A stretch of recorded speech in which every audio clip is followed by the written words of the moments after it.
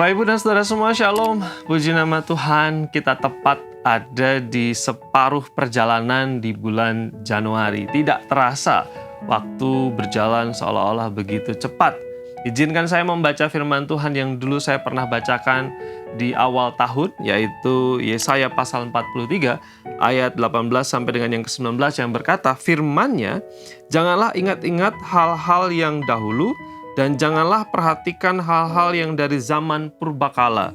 Lihat, aku hendak membuat sesuatu yang baru, yang sekarang sudah tumbuh. Belumkah kamu mengetahuinya? Ya, aku hendak membuat jalan di padang gurun dan sungai-sungai di padang belantara. Bapak, Ibu, dan Saudara semua, seperti beberapa waktu lalu kita sudah renungkan bahwa firman Tuhan ini disampaikan kepada orang-orang yang ada di pembuangan. Mereka dalam keadaan sengsara, mereka mengalami kekalahan, mereka menderita, mereka mengalami trauma karena masa lalu mereka mengalami kegagalan, kehancuran, dan juga bayang-bayang masa lalu itu seperti mengintimidasi dan menghantui kehidupan mereka. Nasihat firman Tuhan dari teks ini adalah bukan hanya umat didorong untuk berdamai dengan masa lalu, tidak perlu lagi untuk ingat-ingat, memperhatikan atau fokus dengan kegagalan masa lalu. Tetapi nasihat berikutnya adalah supaya umat itu bisa menatap masa depan. Tuhan mengatakan, lihat, aku hendak membuat sesuatu yang baru dan yang sekarang sudah tumbuh. Maksudnya adalah daripada umat fokus kepada kegagalan di masa lalunya, apa yang mereka alami di masa lalu yang membuat mereka takut, membuat mereka itu seperti terintimidasi dan tidak bisa maju, firman Tuhan mengatakan, lihat, perhatikan, arahkan pandanganmu sekarang kepada perspektif yang baru. Allah, aku, katakan di sana, hendak membuat sesuatu yang baru. Ada kebaruan-kebaruan yang Tuhan kerjakan. Dan umat seharusnya sekarang mengalihkan fokus dari masa lalu ke masa depan. Menatap masa depan. Dan Tuhan berjanji akan menghadirkan masa depan dan juga berbagai macam hal-hal baru, pengalaman-pengalaman baru.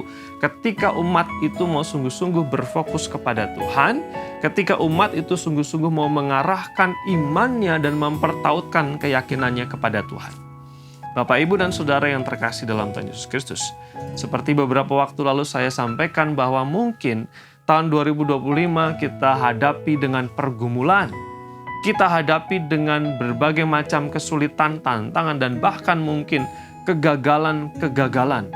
Hal-hal yang tidak mudah kita hadapi di sana. Tapi firman Tuhan mengatakan, lihat, arahkan pandanganmu kepada karya Allah di masa depan.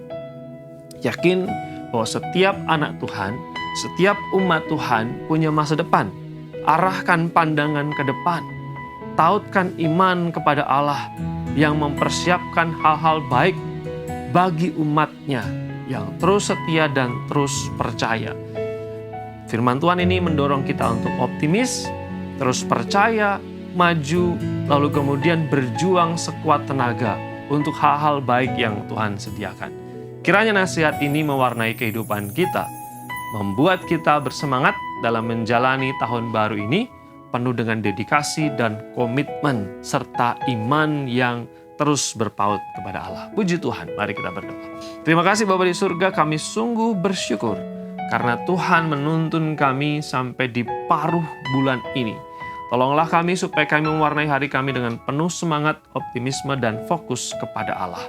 Di dalam Yesus Kristus Tuhan yang ada di masa lalu, masa kini, dan masa depan itu kami berdoa. Amin.